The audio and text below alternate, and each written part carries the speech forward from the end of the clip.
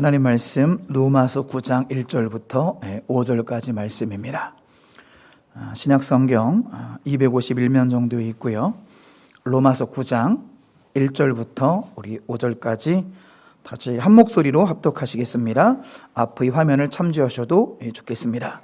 내가 그리스도 안에서 참말을 하고 거짓말을 아니하노라. 나에게 큰 근심이 있는 것과 믿음에 그치지 않는 고통이 있는 것을 내 양심이 성령 안에서 나와 더불어 증언하노니 나의 형제 곧 고륙의 친척을 위하여 내 자신이 저주를 받아 그리스도에게서 끊어질지라도 원하는 바로라.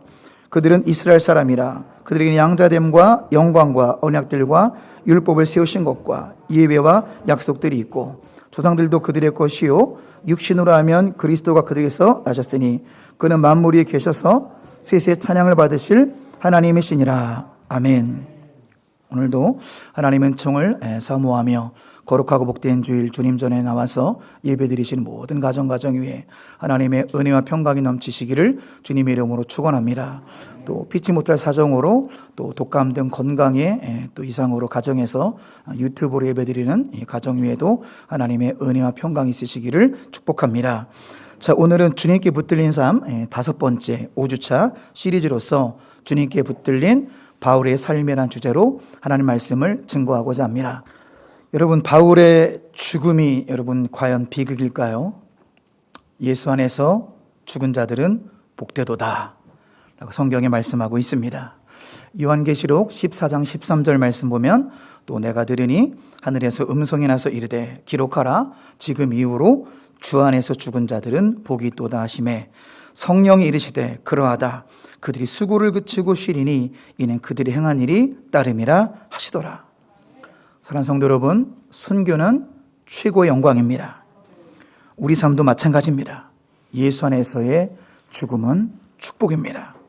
이렇게 믿음의 길을 걸어간 사도 바울의 인생을 한 문장으로 요약하면 다음과 같습니다. 한번 같이 읽어볼까요? 사도 바울의 그 불꽃 같은 인생을 한 문장으로 줄이면 저렇게 표현할 수 있어요. 같이 읽습니다. 회심한 이후 땅끝까지 복음을 전하고 의의 면류관을 받은 위대한 전도자. 그 바울의 삶을 우리가 좀 조명하며 오늘 우리 읽진 않았지만 사도행전 9장 말씀을 통한 첫 번째 메시지 같이 한번 읽어보십니다. 우리도 바울처럼 예수님을 분명히 만나야 됩니다. 사랑하는 여러분, 예수님을 분명히 만나시기 바랍니다. 오늘 수련회 통해서 우리 중고등부 청소년들도 예수님 꼭 만나게 하시기 바랍니다. 사도행전 9장을 보면 바울은 예수님을 믿는 남녀를 결박하고 죽이려고 다메섹으로 가고 있었어요. 다메섹으로 가는 도중에 하늘에서 주님의 음성이 들리지요. 사울아 사울아 내가 어찌하여 나를 박해하느냐. 주여 누구시니까. 나는 내가 박해하는 예수라. 너는 일어나 시내로 들어가라. 내가 행할 것을 내게 이를 자가 있느니라. 이때부터 사울의 눈이 안 보이기 시작하고 다메섹의 아나니아가 안수기도를 해주자 다시금 눈이 보이는 그런 경험을 하게 되며 그리고 그 이후 주님으로부터 이방인과 유대인들에게 예수님의 이름을 전하기 위한 너는 나의 택한 그릇이다라는 소명을 받고 예수님은 하나님의 아들이십니다라고 선포하는 전도자로 변화되게 됩니다. 사랑하는 성도 여러분, 우리는 우리 삶의 변화와 구원을 위해서 예수님을 만나셔야 됩니다. 바울처럼 극적으로 만나시든지 디모데처럼 어려서부터 정적으로 가정 가운데 만나시든지 그런데 여러분 중요한 사실은 대부분의 성도님들은 예배를 통해서 예수님을 만나는 줄 믿으시기 바랍니다. 수많은 어른들에게 제가 제자 훈련할 때 많이 물어봅니다. 언제 예수님 만나셨나요? 그러면 어른들 대부분이 언제라고 말하는지 아십니까? 청소년 시절에 청년 시절에 수련회 가서 만났습니다. 여러분 왜 수련회만 가면 왜 만날까요? 수련회 밤에 뭐 하죠? 게임도 하겠지만 수련회 밤에 뭐 하죠? 말씀 집회 하잖아요. 말씀 집회가 예배잖아요. 예배를 통해서 예수님 만나는 거예요. 예배를 통해서 주님을 경험되어지는 것입니다. 그러니까 여러분들 예배를 생명처럼 여기시고 아무쪼록 예배를 통해서 주님을 만나는 우리 모두가 되게 축복합니다. 또 우리는 성경을 읽다가 예수님을 만날 수가 있어요. 여러분, 저 같은 경우도 이제 그런 경우인데, 초신자 중에 초신자였던 저희 23살 때 구약은 좀 어렵고 신약부터 읽었습니다. 마태, 마가, 누가, 요한 사복음서를 읽는데, 자, 사복음서를 읽다가 정말로 주님이 믿어지더라고요. 다른 거 한 거 아무것도 없었습니다. 그때 뭐 교회를 출석한 지 얼마 되지도 않았고 그냥 마태, 마가, 누가, 요한복음을 읽는데 어떤 일이 일어나냐면 성부, 성자, 성령, 성삼위 일체가 믿어졌습니다. 예수님이 저 멀리 계신 분이 아니고 예수님이 나와 함께 하신다라고 계속 기록되어 있더라고요. 그것이 믿어졌습니다.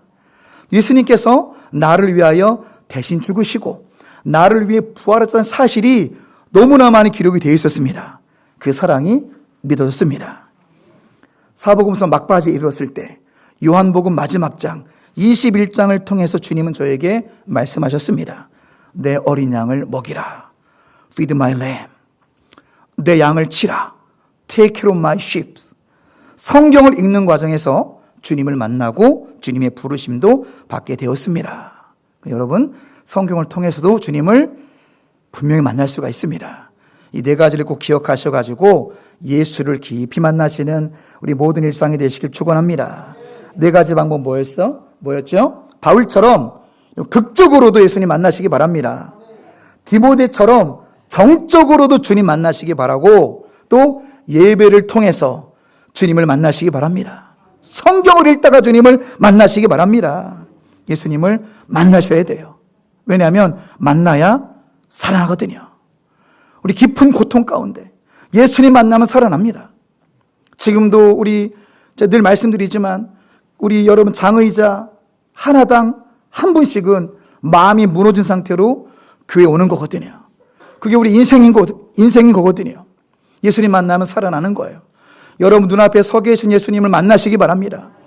베데스다 연못의 그 병자처럼 행동하면 안 돼요. 베데스다 연못의 병자는 예수님이 눈앞에 서 계시는데 천사 타령하고 있고 연못이 동할 때 제가 제일 먼저 가야 된다는 엉뚱한 소리를 하고 있는 모습이 우리의 모습은 아닌지 돌아보기 원합니다. 바로 우리 눈앞에 예수님이 서 계시는데 그분의 손을 붙들어야지 천사 타령하고 연못 타령하고 물질 타령하고 그런 모습이 우리 모습은 아닌지 돌아올 필요가 있다는 사실입니다. 사랑하는 성도 여러분, 여러분 앞에 서 계신 예수님을 붙드시기 바랍니다. 그분을 만나시기 바랍니다. 그래 모든 것이 회복되고 살아납니다. 그렇게 주님을 경험되어지고 주님을 만나고 주님께 붙들린 복된 인생이 되시길 주님의 이름으로 축원합니다. 두 번째 메시지는 오늘 본문이에요. 자, 같이 읽어볼까요? 우리도 바울처럼 지속적으로 전도할 때 예수님을 깊이 만날 수 있습니다. 오늘 우리가 읽은 이 로마서 9장을 보시면 바울이 얼마나 예수님께 깊이 붙들렸는지 알 수 있어요. 바울이 고백하길 내가 그리스도 안에서 진심으로 말하는데 나에게는 큰 근심이 있습니다. 나에게는 그치지 않는 고통이 있습니다. 지금 나 양심이 성령 안에서 증언합니다. 그 내용이 3절이에요. 3절 같이 읽어보실까요? 나 형제 곧 고륙의 친척을 위하여 내 자신이 저주를 받아 그리스도에서 끊어질지라도 원하는 바로라. 내가 대신 저주를 받을지라도 내 민족이 구원만 받는다면 소원이 없겠습니다라는 바울의 신앙 고백입니다. 바울을 비방하는 자들은요, 바울의 그 주요 설교 주제가 은혜였거든요. 은혜. 유대인들은 율법에 쩌들어 있는데 바울이 선포한 복음은 은혜. 그 은혜에 의하여 믿음으로 말미암아 구원을 받나니. 그러니까 자꾸 공격을 하는 거 유대인들이 너는 율법의 파괴자다. 공격을 받고 있고요. 또 어떤 별명이 있습니까? 바울은 이방인의 사도. 별명이 있으니까 또 공격이 들어와요. 유대 배신자, 유대 배반자. 이런 자 공격이 들어오니까 지금 바울이 고백하기를 성령이 내 마음을 증언한다. 성령께서 내 마음을 보증하는데 내 민족이 구원만 받을 수 있다면 내가 그리스도에서 끊어져서 대신 지옥에 가더라도 내 민족만 구원받으면 소원이 없겠다. 할렐루야. 이렇게 지금 바울이 고백하고 있는 것입니다. 여러분, 이렇듯 바울은요, 민족의 구원을 위해서 지속적으로 전도했습니다. 동시에 바울은 온 유럽을 다닐 정도로 지속적으로 선교했어요. 사랑하는 성도 여러분, 우리 전도와 선교는 단회성 행사가 되어서는 안 됩니다. 바울처럼 우리 몸에 배시기를 축원합니다. 전도와 선교는 우리의 호흡처럼 우리 몸에 배셔야 돼요. 지금 여러분이 지금 구원의 자리에 있는 거 누구 때문에 있는 것이죠? 누군가는 여러분에게 전도를 했기 때문에 우리가 이 자리에 있는 줄로 믿습니다. 또 어떤 분은 목사님 저는 스스로 왔는데요? 꼭 그러시는 분들이 있는데 스스로 오신 분도 누군가에 의해서 복음을 들은 사람이 이곳에 교회를 세웠기 때문에 동암교회가 세워졌고 우리가 구원의 자리에 있는 거예요. 저는 그 사실을 더 잘 알죠. 제 영적 아버지가 동암교회를 개척하신 이인호 목사님이니까요. 이인호 목사님 철천지 불교 집안이었어요. 그런데 해병대에서 이제 봉사 갔다가 연결이 돼서 이제 우리 교회 그분 이름 생각 안 나지만 연결이 돼서 우리 교회 그분이 땅을 사고 이인호 목사님 교회 개척을 하기까지 누군가는 복음을 전했기 때문에 우리가 구원의 길에 서 있다는 사실입니다. 그래서 우리의 전도와 선교는 끊어져서는 안 됩니다. 우리도 누군가의 전도에 의해서 구원의 길에 이른 것처럼 우리의 전도와 선교도 지속적으로 이어져야만 된다는 사실입니다. 사랑하는 성도 여러분, 지속적으로 전도에 힘쓰시기 바랍니다. 너무 내일만 해서는 안 됩니다. 주님이 여러분에게 말씀하시는 거예요. 이제 제발 내일 좀 해라. 그러면 내가 너희들의 일을 하겠다. 그렇습니다. 여러분, 하나님의 일에 목숨 걸어보시기 바랍니다. 하나님께서 여러분의 가정을 책임지는 정도가 아니라 여러분의 자녀도 책임지고 여러분의 집안을 책임지는 믿음으로 나가시기 바랍니다. 주님은 그런 분이에요. 살고자 하면 죽을 것이요 죽고자 하면 살리는 분이 예수님 말씀 아니겠습니까? 너무 내 가정, 내 일, 내 사업 여기에만 몰두되면 안 돼요. 교회가 얼마나 힘들까? 한국교회가 얼마나 힘들까? 전도와 선교 얼마나 힘들까? 하나님의 일에 동참해야 되겠다라는 결단과 믿음으로 나아가셔야 됩니다. 전도와 선교의 사명은 지속적으로 감당해야 돼요. 여러분, 그리고 우리가 주님을 어디서 만날까요? 마가복음 16장 20절. 마가복음 마지막 장 마지막 절에는 분명히 주님이 이렇게 말씀하십니다. 제자들이 나가 전파할 때 주께서 함께 역사하사 할렐루야. 주께서 함께 역사하셔서 주님이 언제 만나 주신다고요? 제자들이 나가 전파할세. 현장으로 나가셔야 돼요. 여러분의 가정도 현장이에요. 여러분의 직장도 현장입니다. 우리 동네도 현장이고 국내 국외다 현장입니다. 책상에서만 안 됩니다. 기도했다면 나가셔야 돼요. 기도했다면 선포하셔야 됩니다. 영혼구원의 현장에서 주님을 만나기 때문이에요. 아무쪼록 지속적으로 전도하시고 지속적으로 선교하시고 이것이 몸에 배는 그 영혼구원의 현장에서 주님을 만나시는 복된 인생이 되시길 주님의 이름으로 축원합니다. 자, 세 번째 메시지입니다. 같이 읽어볼까요? 우리도 바울처럼 삶의 목표와 가치관이 바뀔 때 예수님을 깊이 만날 수 있습니다. 관련 구절은 디모데후서 4장 6절로 8절인데요. 디모데후서는 사도 바울의 마지막 서신입니다. 사도 바울이 총 성경 말씀을 몇 권 썼죠? 신약의 절반에 가까운 13권 썼잖아요. 13권. 엄청난 거예요. 그러니까 사도 바울의 그런 지식과 경험을 주님은 사용하십니다. 여러분의 경험, 모든 여러분의 경험과 지식을 주님은 다 사용하실 거예요. 그냥 경험한 건 아무것도 없습니다. 상처를 받으신 분들이 많다면 그 상처까지도 다른 사람을 살리시는데 주님은 사용하실 거예요. 우리 모든 경험과 지식과 모든 것은 주님이 다 사용하실 거거든요. 바울의 모든 경험을 통해서 무려 신약서 27권 중에 13권이면 얼마예요? 그 절반을 하나님 바울을 사용하셨는데 그 마지막 권이 뭐라고요? 디모데후서. 여러분, 이거는 거의 순교 직전에 기록한 글이에요. 사람이 언제 가장 절박해지고 진실해지죠? 죽기 전에. 유언이 가장 진실된 것은 죽기 전에 말이니까. 사도 바울의 유언 같은 말씀이 디모데후서입니다. 우리 그런 마음으로 자, 디모 4장 6절 8절 공동 번역으로 한번 읽어보십니다. 나는 이미 피를 부어서 희생제물이 될 준비를 갖추었습니다. 내가 세상을 떠날 때가 왔습니다. 나는 훌륭하게 싸웠고 달릴 길을 다 달렸으며 믿음을 지켰습니다. 이제는 정의의 월계관이 나를 기다리고 있을 뿐입니다. 그날의 정의의 재판장의 주님께서 그 월계관을 나에게 주실 것이며 나에게뿐만 아니라 다시 오실 주님을 사모하는 모든 사람에게도 주실 것입니다. 아멘. 사랑하는 성도 여러분, 그동안 얼마나 힘드셨어요? 양옆에 계시면 위로 한번 해주세요. 그동안 애쓰셨어요. 시작.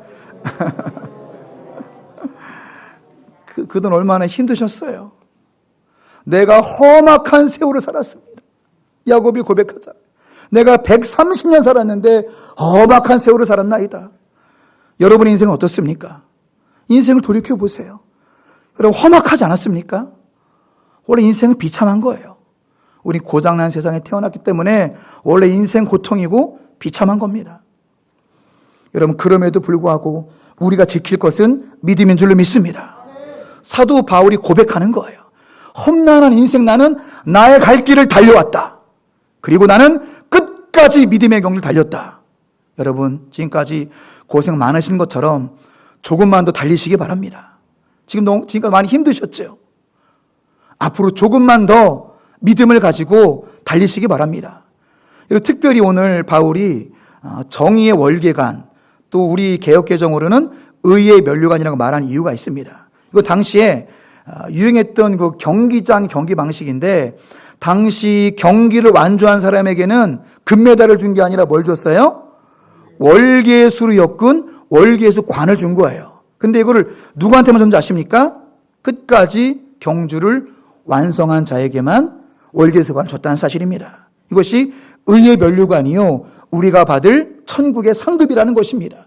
우리가 들어 천국의 입성이라는 거예요. 누가 천국에 들어갈까요? 끝까지 믿음을 지킨 자입니다. 끝까지 믿음을 지켜서 싸워 이기시기 바랍니다. 끝까지 믿음을 지키셔야 돼요. 중도 포기하지 마시기 바랍니다. 여기까지 달려온 게 아깝지 않습니까? 나의 달려갈 길을 끝까지 달려가시고 끝까지 믿음을 지키시기 바랍니다. 그런 자에게 의의 면류관을 주신다 말씀하십니다.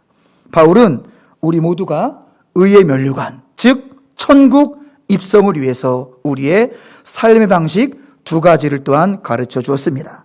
의의 면류관을 받기 위한 바울이 강조한 두 가지는 이신칭의와 엔크리스토입니다. 화면 보실까요? 자, 이 바울이 강조한 두 가지 의의 면류관을 받기 위한 두 가지. 첫째, 이신칭의가 뭐예요? 믿음으로 말미암아 구원받는 거. 오직 하나님의 은혜에 의하여 믿음으로 말미암아 구원받는다. 이신칭의와 엔크리스토는 뭐죠? 영어로는 in Christ. 이 뜻이 더 중요합니다. 예수님과의 연합이래요. 연합. 예수님과의 연합된 삶을 살아가는 자가 의의 면류관을 받을 줄로 믿습니다. 그래서 우리가 추구해야 될 삶의 방향은 이신칭의와 엔크리스토입니다. 우리 이런 삶을 살아갈 때 천국문을 활짝 열어제치고 천국문에 들어갈 줄로 믿습니다. 여러분, 우리의 삶이 중요한 거예요. 이것이 왜 기본적이고 왜 중요하냐? 이신칭의 엔크리스토. 여러분, 우리가 구원파식 믿음은 곤란한 거예요. 믿기만 하면 구원받는다. 정말 그렇습니까? 문자 그대로 참된 믿음이면 구원을 받죠. 그런데 삶이 중요한 거예요. 참된 믿음은 삶으로 증명됩니다. 삶 속에서는 혈기가 가득하고 삶 속에서는 정욕이 가득하고 삶과 신앙은 괴리가 되어 있는데 믿기만 하면 구원받는다라는 구원파식 믿음으로 한국교회가 약해진 겁니다. 가짜 신자, 가짜 성도 양산하는 거예요. 폭력을 행사하고 성적인 죄를 행사하고 각양죄를 행사하면서도 본인은 구원받았다라고 착각하고 있습니다. 그렇지 않아요. 바울이 죽을 때까지 200번 넘게 강조하는 것은 예수님과 연합됐는가 합니다. 스스로 점검해 보시기 바랍니다. 우리는 과연 예수님과 연합된 삶을 살고 계십니까? 예수님 연합된 산자, 그렇게 엔크리스토의 삶이 참된 믿음이요 참된 구원으로 이어진다는 사실입니다.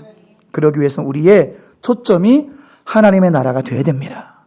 자, 제가 간략하게 정리한 거 한번 같이 보시겠습니다. 우리가 그동안 많이 들어왔고 또 찬양 가사에도 있잖아요. 하나님의 나라, 과연 하나님 나라가 무엇인지 제가 한번 읽어드릴게요. 예수님은 하나님 나라를 시작하고 이 땅에 오셨다. 그 나라는 그분이 다시 오실 때 완성되며 신실하게 그분을 따른 모든 자들로 구성될 것이다. 중요합니다. 밑줄 쫙이에요. 하나님 나라가 언제 완성이 된다고요? 그분이 다시 오실 때 완성될 것입니다. 그러면 그 하나님의 나라는 어떤 자들로 채워진다고요? 신실하게 그분을 따른 자들로 채워진다는 사실입니다. 하나님의 나라, 천국에 누가 들어가는 거예요? 신실하게 그분을 따르는 자들이 들어가는 줄로 믿습니다. 그 나라에 들어가는 길은 믿음뿐이다. 즉 그리스도가 우리를 죄에서 구원하시고 우리의 삶을 바꾸신다고 믿는 것이다. 믿습니까? 우리는 하나님 나라 일을 하면서 예수님의 재림을 준비해야 됩니다. 그렇습니다. 여러분 아까 영상에서 보셨죠? 영상 후반부에 바울이 교도소장을 전도하기 위해서 어떤 비유를 들죠? 바다를 항해하면서 우리가 배를 타고 가다가 우리의 손을 바다에 담궈서 이렇게 들어오면은 쭉 금방 빠져가는 것이 우리의 인생이라는 거죠. 우리가 물을 이렇게 헤쳐봤자 우리 손가락 사이로 물이 금방 흘러가는 거, 이것이 우리가 사는 인생이라는 거예요. 나머지 바다가 하나님의 나라입니다. 그 나라를 위해서 목숨을 거는 것이 그리스도인인 거예요. 이 땅에 살아가는 거 금방 지나갑니다. 물이 손에 있어야 몇 초나 있겠습니까? 이 바닷물을 손으로 헤쳐서 잠깐 있는 것이 인생이요. 그리고 나머지 떨어지는 온통 바다가 하나님의 나라요, 천국 영생이라는 사실입니다. 우리는 그 나라를 향해서 달려감을 믿으시기 바랍니다. 그렇게 우리는 사도 바울처럼 삶의 목표와 가치관이 바뀌어야 돼요. 우리 삶의 목표 가치관이 하나님의 나라가 되시기 바랍니다. 바뀌어야 됩니다. 이 땅의 것이 아니에요. 우리의 우선순위와 우리의 삶의 목표가 하나님의 나라가 되시길 주님의 이름으로 축원합니다. 그렇게 할 때 우리에게 변화가 되기 때문입니다. 하나님 나라가 또 우리의 삶과 우선순위가 될 때 문제는 해결되어지고 주님을 더 깊이 만날 줄로 믿습니다. 말씀을 정리하고 마치겠습니다. 우리는 주님께 붙들린 사도 바울의 삶을 보며 어떻게 살아야 될까요? 자, 세 가지 같이 한번 읽으시면서 우리 가슴 깊이 새기시고 결단하는 마음으로 우리 같이 말씀 결론 읽으시면서 자, 마무리하도록 하겠습니다. 첫째, 바울처럼 예수님을 분명히 만나야 됩니다. 예수님 꼭 만나시기 바랍니다. 바울처럼 극적으로 만나시든지 디모데처럼 정적으로 만나시든지 예배를 통해서 만나시든지 그리고 성경을 통해 만나시든지 예수님을 깊이 만나는 새해가 되시길 주님의 이름으로 축원합니다. 두 번째는 무엇입니까? 바울처럼 지속적으로 전도하시기 바랍니다. 몸에 배셔야 돼요. 전도와 선교가 몸에 배고 호흡이 되어서 현장에서 주님을 깊이 만나시는 우리 모두가 되시길 축원합니다. 세 번째, 가치관이 바뀌어야 돼요. 같이 읽어보실까요? 바울처럼 삶의 목표 가치관이 하나님 나라가 되시기 바랍니다. 그리하면 주님께 깊이 붙들린 변화와 회복의 삶이 될 줄로 믿습니다. 기도하겠습니다. 하나님 감사합니다. 우리가 표면적인 그리스도인이 되지 않게 하여 주시옵소서. 정말로 바울처럼 예수님을 깊이 만나고 더 깊이 만나는 우리의 믿음이 되게 하여 주시옵소서. 바울처럼 지속적으로 전도하는 삶을 살아 주님을 더욱더 체험하게 하시고 바울처럼 삶의 목표와 가치관이 하나님 나라가 됨으로 말미암아 더 깊이 주님을 만날 수 있는 그 결과 주님 깊이 붙들린 변화와 회복의 삶을 살아가는 동함의 모든 가정들로 인도하여 주시옵소서. 모든 영광 주님께 올려드리오며 우리 구주 예수 그리스도를 받들어 기도드리옵나이다. 아멘.